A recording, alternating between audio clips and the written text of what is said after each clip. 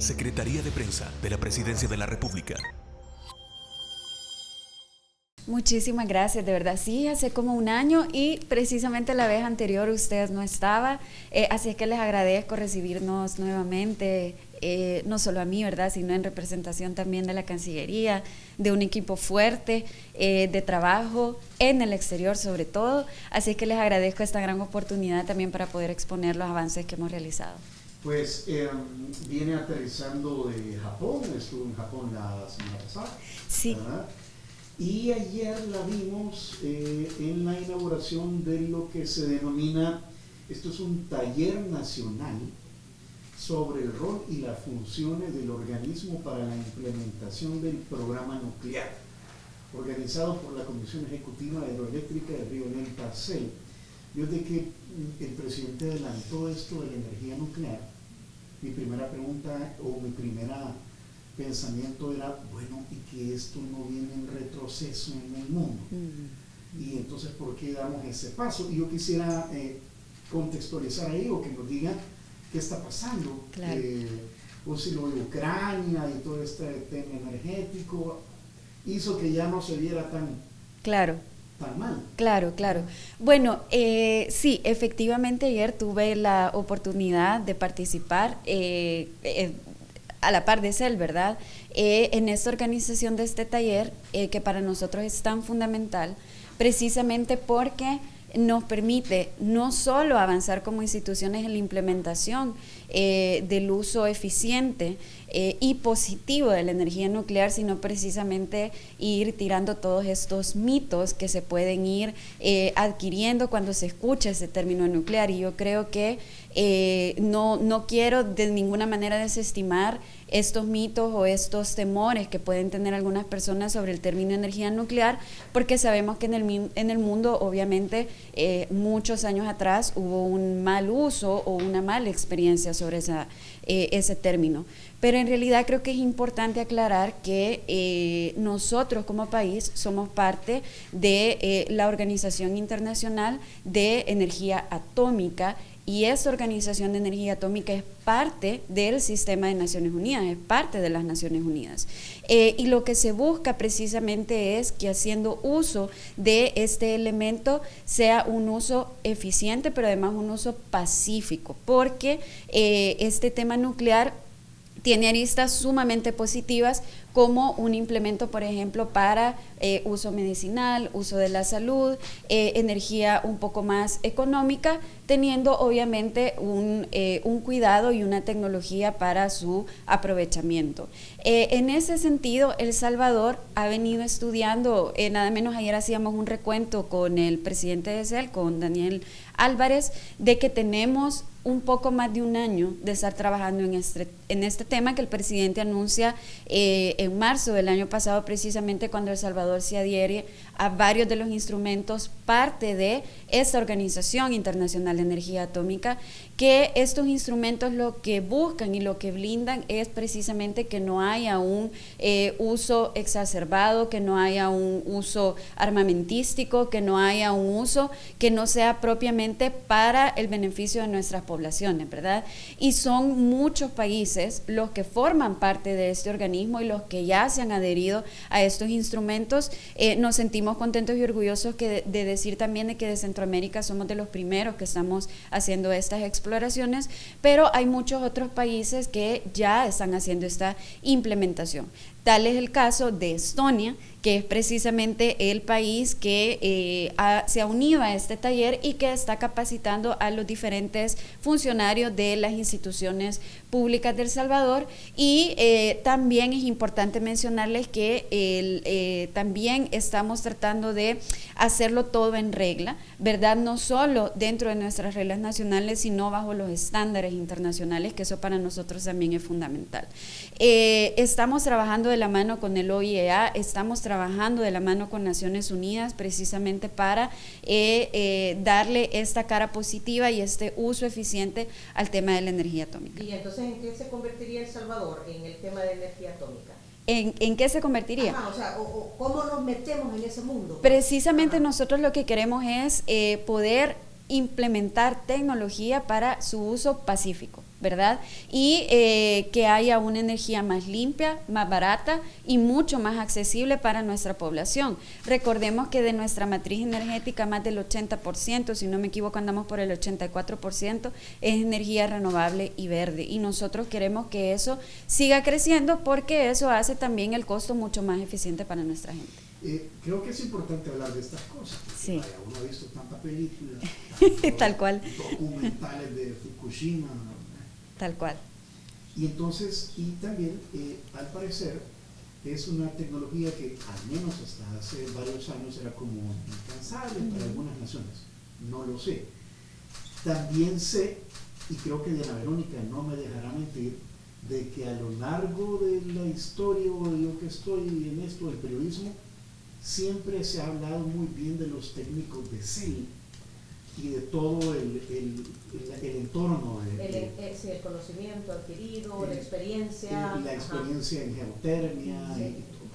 Entonces uno dice, bueno, tal vez ya son cosas que ya están más al alcance. Y entonces mi pregunta va, ¿qué está haciendo bien Estonia que nosotros podríamos replicar? Bueno, ellos, y justo ayer lo conversábamos con el delegado que viene a dar esta capacitación, es un país, si bien es cierto europeo, pero es un país pequeño. Entonces, esto también a nosotros nos da de alguna manera cierta garantía o cierta facilidad para entender el tema con un país que no sea una potencia, digamos, como pueden ser otros que ya están haciendo implementación del uso de energía nuclear y energía atómica para uso pacífico, sino un país que esté un poco más apegado, digamos, a las necesidades o a las funciones que en este momento tiene El Salvador. Y ellos nos están capacitando desde cómo ellos se fueron adheriendo a este organismo de la OIEA, implementando estos instrumentos a los que El Salvador también se ha apegado ya en el uso puntual en su país, y también, por supuesto, la adquisición de tecnología. Recordemos que Estonia es un país que ya coopera con El Salvador, no solo en este tema, sino también en la implementación de innovación tecnológica. Tienen un proyecto importante que se está trabajando con la Secretaría de Innovación Tecnológica, y en ese sentido nosotros seguimos replicando y aprendiendo de ellos. O sea, es parte de la cooperación entre Es correcto, países. es correcto. Y ya Estonia tiene un camino recorrido y está transfiriendo ese conocimiento. Es correcto. Hablando de eso, de compartir conocimiento con otros países, hay una reciente visita a Japón. Sí. ¿Qué sucedió? Bueno, la verdad, muy honrados de haber estado en este país. Yo lo comentaba fuera del aire, lo hemos hablado con el equipo. La relación con Japón es una de las relaciones más importantes que El Salvador tiene. Pero lastimosamente en periodos anteriores se fue yendo un poco para abajo por varias razones, ¿verdad? Temas de inseguridad, cambio en las prioridades de política exterior en esos momentos, etcétera. Y veíamos con tristeza que, por ejemplo, Japón lanzaba una alerta de viaje bastante negativa hacia El Salvador, donde advertía sobre situaciones de inseguridad, etcétera, etcétera. Hubo en su momento inversión de empresas japonesas aquí en el país que retiraron esa inversión mayoritariamente por temas de inseguridad. Y en ese sentido, pues, tuve la oportunidad de reunirme con varias empresas japonesas, entre ellas Toshiba, Yasaki, que ya está aquí en el país. Ellos tienen una planta bastante importante y nos dicen que ellos quieren explorar la oportunidad de hacer crecer esa inversión, porque ven un marco de seguridad no solo social, sino también jurídica en el país, y que tiene muy buena relación con el gobierno. Viceministra, ya dice que está Toshiba en El Salvador, Toshiba y Yasaki. Toshiba no está en El Salvador. Toshiba, la relación se ve desde Panamá, pero ellos están buscando cómo poder acercarse más al país para poder trabajar directamente en proyectos importantes como energías renovables, en proyectos importantes también como café, porque ellos también tienen una filial de alimentos y bebidas. Se vieron interesados también en este rubro, y entonces estamos perfilando una visita de ellos en los próximos meses. Posibles compradores, por así Exactamente. decirlo. Es que hemos escuchado mucho, Adriana, de que estas culturas que normalmente nos las relacionamos con el famoso té o la infusión, ¿verdad? Ahora están apreciando mucho el tomar café, pero para ellos tiene que ser un buen café. Exactamente. Japón es uno de los mayores compradores de café de especialidad en el mundo y es uno de los mayores compradores en Asia de café de El Salvador.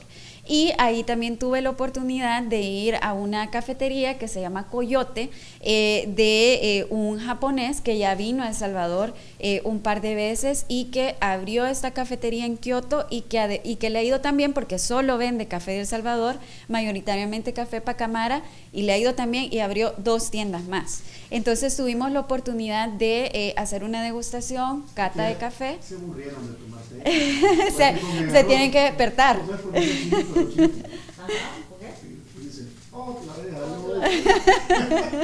No, de verdad que sí, necesitan café.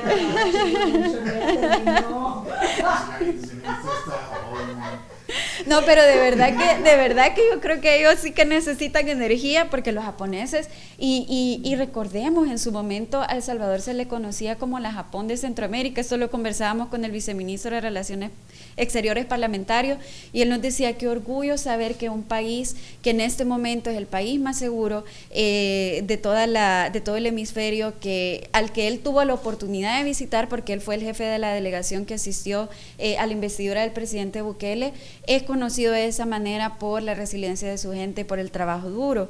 Y con él precisamente también tuve una agenda bastante fuerte.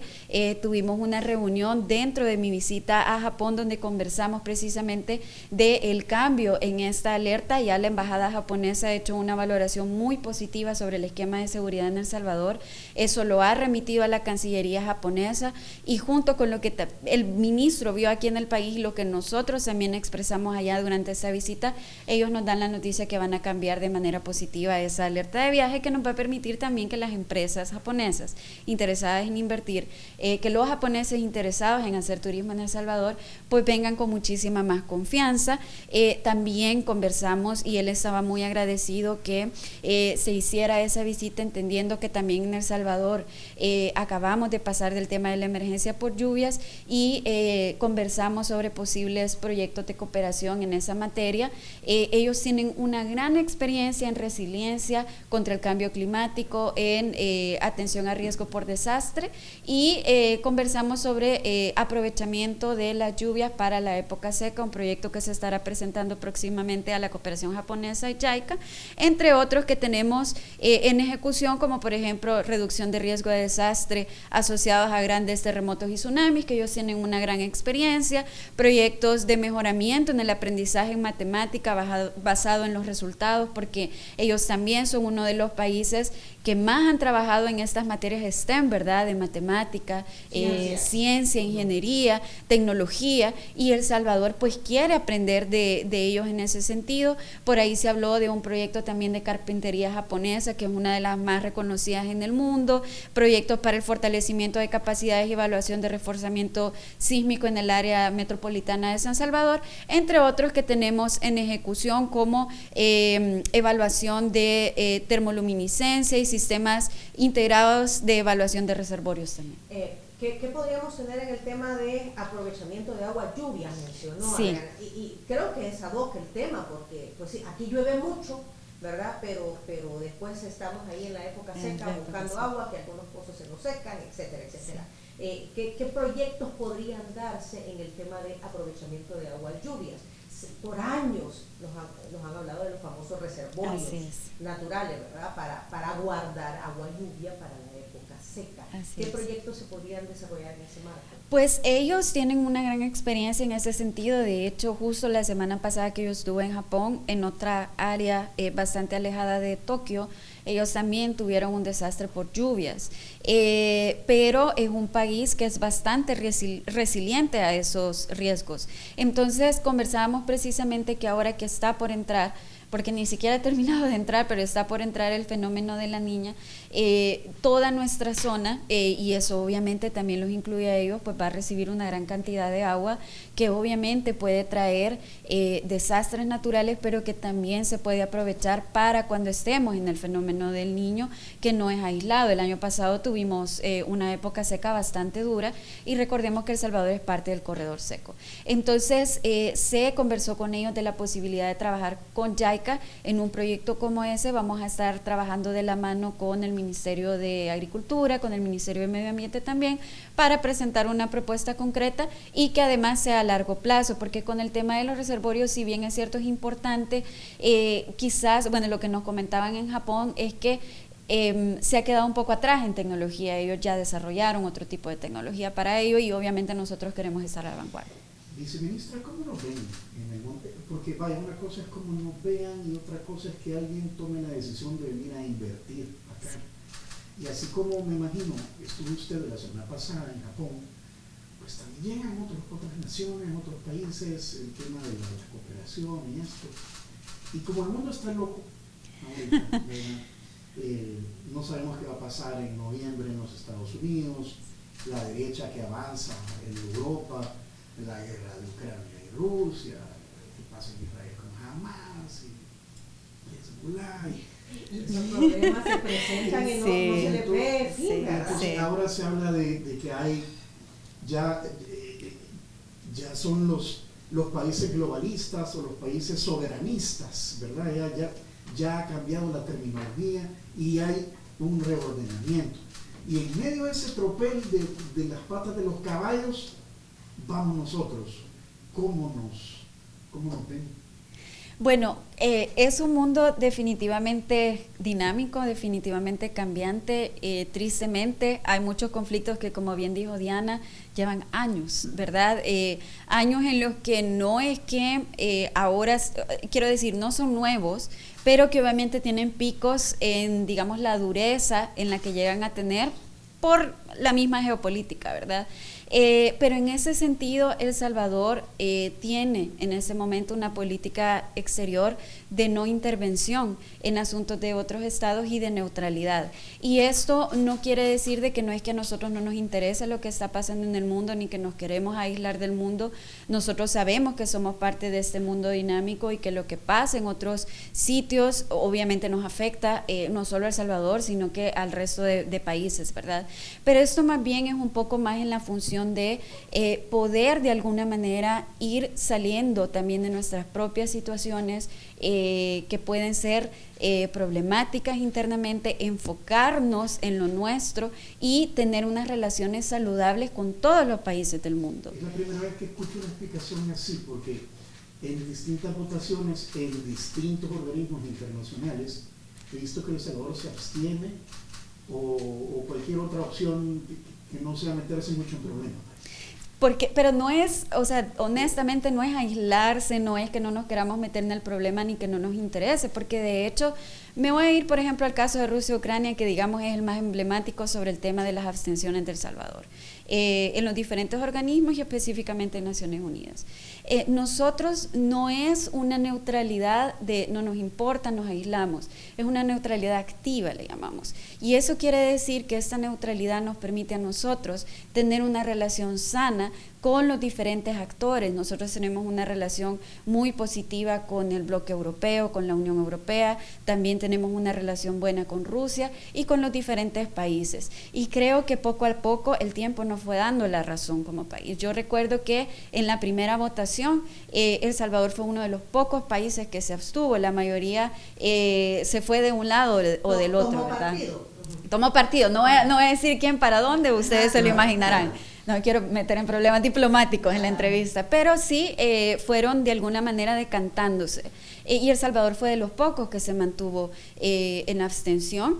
Y ahora, si ustedes revisan las diferentes resoluciones, cada vez son los más países que van tomando esta alternativa. ¿Por qué?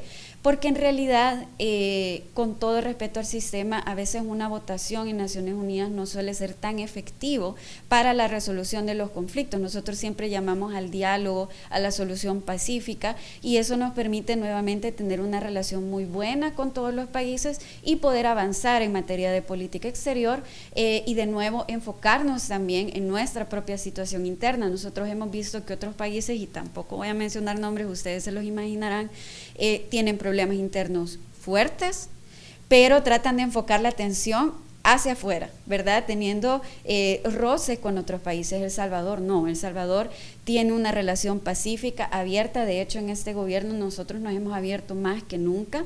Es la primera vez que El Salvador abrió una embajada en África.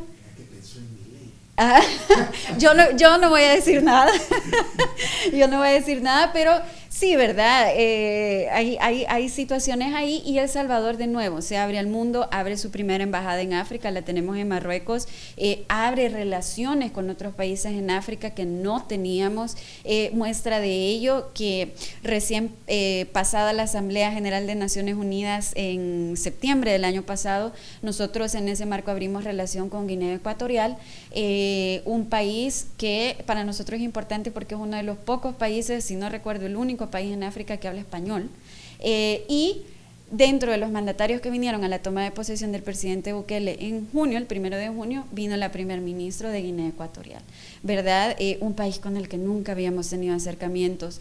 Hemos abierto recientemente, la canciller Gil abrió embajada en Arabia Saudita a inicios de este año, hemos abierto embajada en Turquía en esta administración, hemos abierto embajada en Portugal, en Noruega, en Vietnam, en Singapur, que para nosotros es un referente, un país al que apostamos poder replicar muchas de sus buenas experiencias. Hemos fortalecido relaciones que antes estaban dormidas. Tweets del presidente Bukele donde solo pone Singapur. Pues eso yo creo que es un mensaje, ¿verdad? Porque es un país territorialmente pequeño, pero que lo sacó adelante o lo que lo ha hecho ser lo que es ahora, honestamente, es su gente.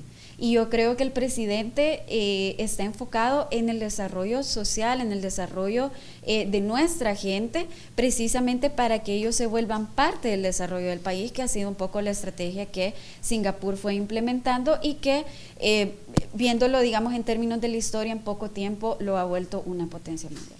En este segundo periodo de mandato para el presidente la prioridad es el desarrollo económico, el crecimiento económico del país. Y en ese sentido la Cancillería está haciendo su labor. Es importante mencionarles que de las embajadas que se han abierto, que les he mencionado durante la administración del presidente Bukele, la gran mayoría, el factor determinante para la toma de decisiones ha sido la relación económica, ¿verdad?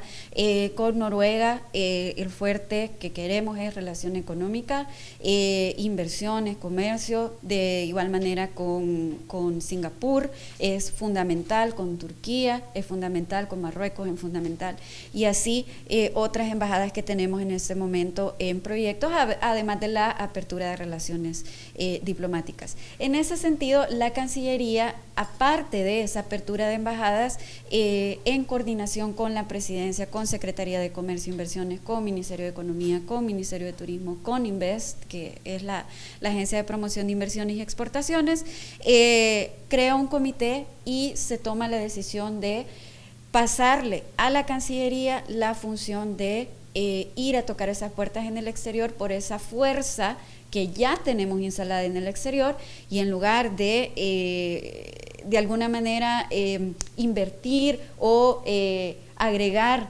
otras personas de otras instituciones, poder capacitar a nuestra gente en materia de diplomacia económica, que es como le llamamos. Y en ese sentido se abrieron 24 consejerías económicas. De esto ya tenemos 2 años que están en funcionamiento, están en los países que para nosotros son fundamentales en materia económica o que vemos una perspectiva de crecimiento, que tal vez la relación económica no es tan fuerte en este momento, pero que hemos detectado oportunidad. Y estos consejeros económicos en las embajadas están trabajando precisamente en esta función de atracción de inversiones, promoción de las exportaciones, colocación de El Salvador como destino turístico, que tiene que ver también con la perspectiva o el posicionamiento que El Salvador puede tener en la imagen de los nacionales de estos lugares, y como bien usted dijo, también tomamos en consideración el trabajo con nuestra diáspora. Es por ello que de esas consejerías tenemos en Estados Unidos no solo colocada en la embajada en Washington, sino que también tenemos una en el consulado en Doral, que se encuentra en Miami, ¿verdad?, donde tenemos un grupo importante de salvadoreños viviendo ahí, en Los Ángeles, por supuesto, que es una fuerza importante, y en Nueva York, que también tenemos, aparte de una comunidad fuerte, una perspectiva de crecimiento económico con esa ciudad. Nosotros nos sentimos bien honrados porque eso ya está teniendo resultados concretos. Nosotros tratamos de estar remitiendo un informe cada 4 meses del trabajo preciso de materia de relaciones económicas que realiza la Cancillería, y aquí hago esta aclaración porque no quiero que haya una confusión que estoy diciendo que estos montos son del país, sino del trabajo específico de la Cancillería, obviamente en coordinación con otros ministerios. Y para el primer cuatrimestre de 2024 se concretaron solo el trabajo de la Cancillería 51 actividades de promoción en diferentes países, 24 misiones empresariales que vinieron a El Salvador de países como España, Suecia, Países Bajos, Corea del Sur, Japón también, Colombia, Honduras, Estados Unidos, que sigue siendo un socio importante. Hemos concretado 106.2 millones en inversión en sectores que van desde las manufacturas, alimentos y bebidas, confecciones, turismo, entre otros, las cuales vienen de países como Estados Unidos, Corea del Sur, Honduras y México, y hemos detectado una exportación de 2.7 millones en productos textiles, café, confección, alimentos y bebidas, que van principalmente a Qatar, a España, Panamá, Argentina, Nicaragua, Corea del Sur y Japón. Así es que realmente estamos teniendo una diplomacia, nosotros le decimos una diplomacia activa, porque las embajadas no están únicamente enfocadas en las relaciones políticas y en la de cooperación, que digamos han sido las de larga data y que obviamente mantenemos, pero están enfocadas en esa actividad económica para generar crecimiento en el país. Y todos tienen ese chip. Ahora yo me siento bien contenta, nada menos ayer en la noche estaba recibiendo el mensaje de uno de nuestros embajadores que ya me propone una actividad concreta con un sector dentro de su país y con un país vecino de ellos también, que ya eso también es innovador, porque honestamente no había recibido tanta perspectiva de tener una misión conjunta de varios países, un clúster que me pareció muy interesante, y que obviamente estaríamos apoyando a algunas empresas a que puedan ir y ellos directamente posicionar sus productos. Adriana, hemos estado en situación de lluvias, sí, y esto va a continuar, y la cooperación internacional, o mejor dicho, el acompañamiento de la comunidad internacional siempre se ha hecho sentir. Esta reciente que tuvimos hace 15 días no ha sido la excepción. Sí, bueno, nosotros estamos activos, la Cancillería, seguramente lo han visto en las diferentes conferencias de prensa, es parte del Comité de Protección Civil. A nosotros nos toca, según el comité, según el decreto de emergencia, la parte de la cooperación internacional, la gestión de la cooperación internacional, que en territorio la trabajamos junto a ESCO, que es la Agencia de Cooperación de El Salvador, y nos sentimos bien agradecidos con varios de nuestros socios estratégicos que no solo no esperaron al llamado, sino que nos han venido reiterando esta colaboración. En ese sentido hemos recibido colaboración de Estados Unidos. Ellos están trabajando a través de USAID, destinaron fondos a través del Catholic Relief Services, World Vision y el Programa Mundial de Alimentos, en Puerto Parado, Usulután, que tuvo también una situación de emergencia fuerte, con kits de higiene, filtros de agua, alimentos para bebés, kits para bebés. También nuestra embajada en Estados Unidos logró gestionar una cooperación importante. Agradecemos también a nuestra diáspora por ello. La diáspora siempre está activa. Ellos, de verdad, otros que nunca esperan el llamado y que siempre están pendientes de colaborar. Recibimos también apoyo de Panamá, de Colombia, China también. La canciller hizo un anuncio de una cooperación de un monto de $100,000 que es precisamente para esas emergencias. Nuestro servicio exterior se activó rápido. Nosotros tenemos cónsules honorarios, que esta figura le explico rápidamente porque hay gente que no la entiende bien, pero los cónsules honorarios son nacionales de otros países que trabajan por El Salvador ad honorem, ¿verdad? Y en ese sentido tenemos una red de cónsules honorarios en el mundo, y ellos se activaron. Recibimos apoyo de nuestro cónsul honorario en Israel, de nuestra cónsul honorario en Colombia, de nuestros 2 cónsules honorarios en Alemania, y con la colaboración de ellos también y el trabajo arduo de la Cancillería pudimos cubrir necesidades en los sectores delimitados con Honduras, llamados también expulsones, que es parte también del trabajo de la Cancillería, velar por los salvadoreños salvadoreños que están en esas zonas, y tuvimos incidencias lastimosamente en Barrancones, que es un cantón que está cerca del río Huascorán, que tuvo un crecimiento fuerte durante las lluvias, y también Garita Palmera, que no es de los sectores delimitados, pero Cancillería tiene un campamento ahí que trabaja de la mano con Guatemala para el tema del río Paz, y estuvimos apoyándoles con varios kits de alimentos, de limpieza. Ayer nada menos tuve comunicación con gente de Chalatenango, donde tenemos otros sectores delimitados, y vamos a estarles apoyando en estos próximos días. ¿Y esas personas al final, Adriana, quedaron con doble nacionalidad? Ellos tienen derecho a doble nacionalidad según la Convención de Derechos Adquiridos del 92, pero también según la ley que fue aprobada por la Asamblea Legislativa para la carnetización de estas personas hace un año más o menos. Nosotros empezamos a realizar un registro, lo finalizamos el año pasado. ¿De cuántos salvadoreños tenemos en esa zona? Son cerca de 18,000 salvadoreños en esos 6 sectores delimitados con Honduras, tienen derecho a doble nacionalidad. ¿Cómo se sentirán? O sea, hondureños o salvadoreños. Lo que nos expresan la mayoría de ellos es que ellos se sienten salvadoreños, ¿verdad? Inclusive los que nacieron después de la sentencia, que propiamente pues ahora son hondureños, tienen derecho a esa doble nacionalidad y se sienten salvadoreños porque ellos, honestamente, la gran mayoría duermen en el territorio de Honduras, pero viven en el territorio de El Salvador. Estudia en El Salvador, trabaja en El Salvador, recibe servicios de salud en El Salvador, se tiene que mover todos los días por esas zonas, y por eso el carnet que el RNPN y la Cancillería están otorgando es importante, porque eso les permite a ellos tener un paso ágil, un paso efectivo de ellos como personas, pero también un régimen especial en la comercialización de sus mercancías. Lo mejor de los dos países, entonces. Lo mejor, y obviamente esto, porque es importante decir, no es solo ese tema de identidad, que para mí era inaudito que en 30 años, ya van 32 años de la sentencia, no se hubiese trabajado tanto, pero no nos detenemos ahí. Si bien es cierto, no hemos terminado la carnetización, estamos en proceso, también hay otras necesidades que nosotros reconocemos y estamos abordando. Primero Dios, el próximo jueves voy a tener la oportunidad de ir con el equipo de Naciones Unidas a Barrancones, precisamente, porque ¿Ese es del lado de Huascorán? Ese es del lado de Huascorán, eso está, exactamente, está del lado de la Unión. De la Unión. Exactamente. Y ahí hay un tema para el mejoramiento de las escuelas que se está trabajando con el Ministerio de Educación. También hay un tema de carreteras, de conectividad, entre otras necesidades que vamos a estar trabajando con el apoyo de Arabia Saudita como país, pero también con el apoyo de Naciones Unidas como grupo.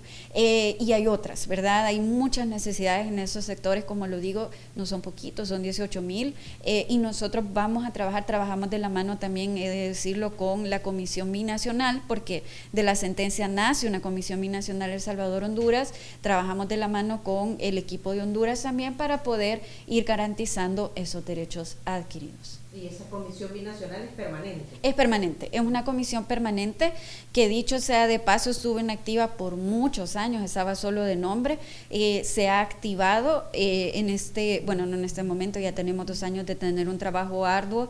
Ellos nos han apoyado mucho con este tema del conteo de los salvadoreños en esa zona, nos han apoyado mucho también para la entrega de paquetes agrícolas, hemos podido ingresar porque obviamente pues se necesita un permiso especial, ¿verdad? No es que solo vamos a llegar. Sí, porque son salvadoreños en territorio hondureño. Exactamente. Luego del fallo limítrofe.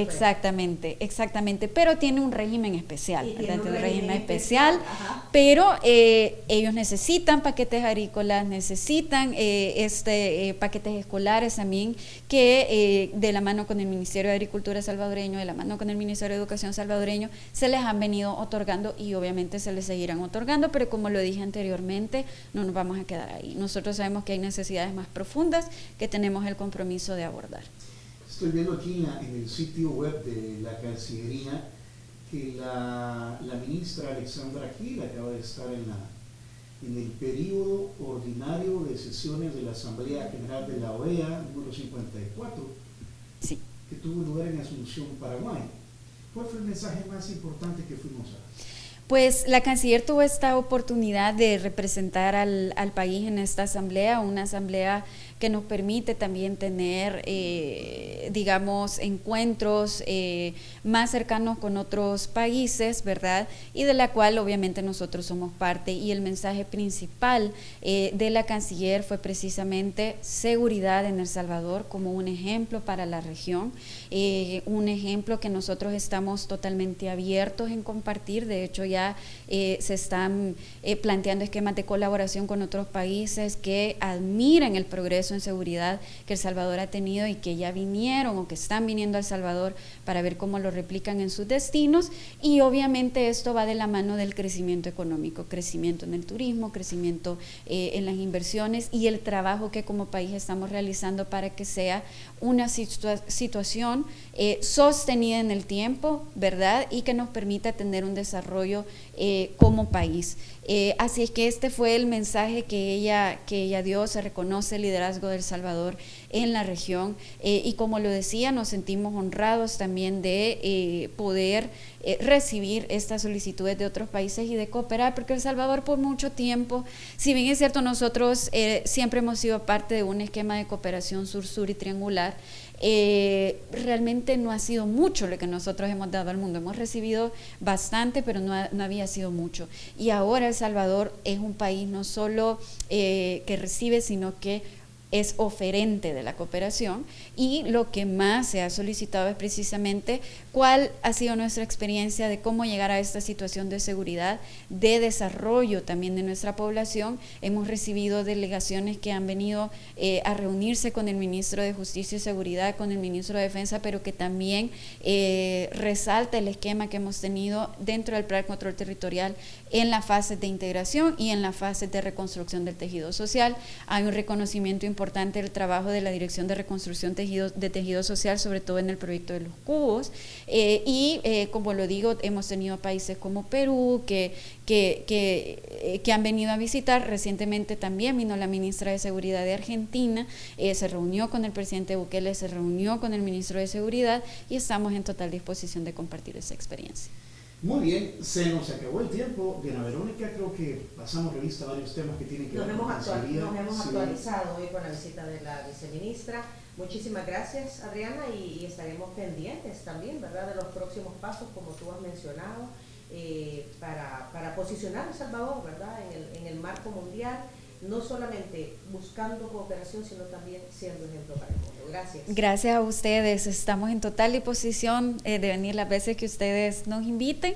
Gracias por darnos esta oportunidad de actualizar, y un saludo también a su audiencia con mucho cariño. Muchas gracias. Gracias. Secretaría de Prensa de la Presidencia de la República.